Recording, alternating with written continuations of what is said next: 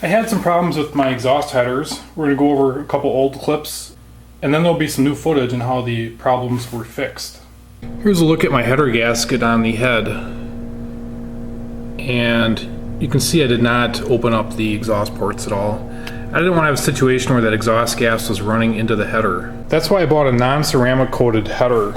And if you take a look at this header, this gasket actually matches up really good. This is kind of a scary spot right here. Not a whole lot there to seal. Another issue with this header is if I put a straight edge across the thing, it's flush in the two end ports, and there's quite a gap on the middle ports. I think what I'm going to do is I'm going to add some weld to this header and have the machine shop surface it so it's nice and flush. I masked off one of my gaskets and trimmed it out, fastened it to the header, and then sprayed it. And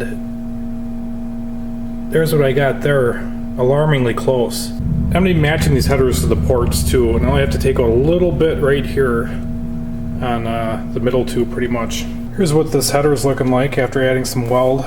I'm going to go all the way around this one. The gasket cutout was actually sticking past the sealing bead here, and this one probably wouldn't have sealed at all. By adding this material right here, I can open this up just a little bit more to get that perfect match. I've overlaid the Mr. Gasket with the gasket hooker gave me. You can see what a difference in port size they got there. Not sure what Hooker's thinking was on this. Why I would buy a big tube header and then get a little dinky gasket.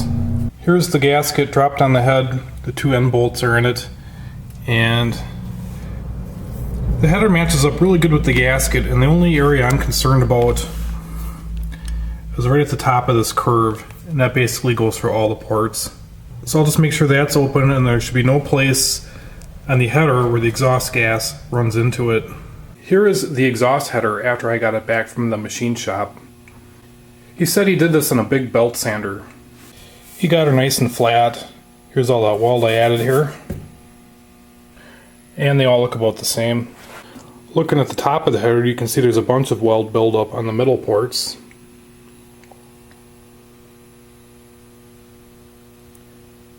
Not so much on the ends. I'll be taking my die grinder to it. I'm going to open up these bolt holes back to where they were. And I'll be marking out the header and opening up this area here. That was the area of concern. I added some weld on the backside there too, just in case I blow through that pipe.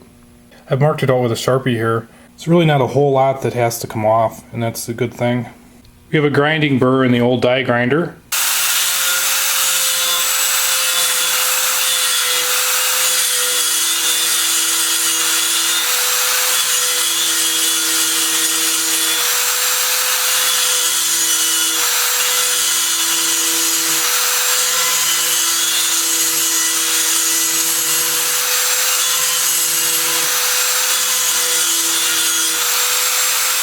I'm all done grinding now. I got both headers matched up really good with the exhaust gaskets.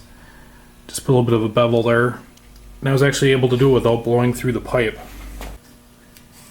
See, there's plenty of sealing area where it was hanging over before.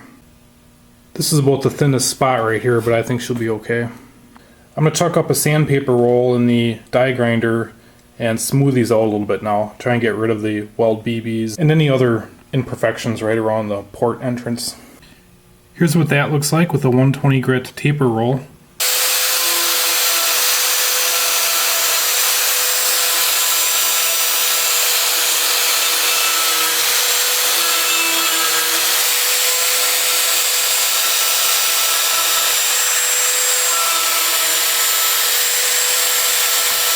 I got them polished out now as good as I'm going to get them, and I'm going to blow them out with some compressed air now and paint them with some high temperature paint. If they last a while and don't get crushed because of the clearance issue, I may have them coated in the future. That's all for now. Thanks for watching.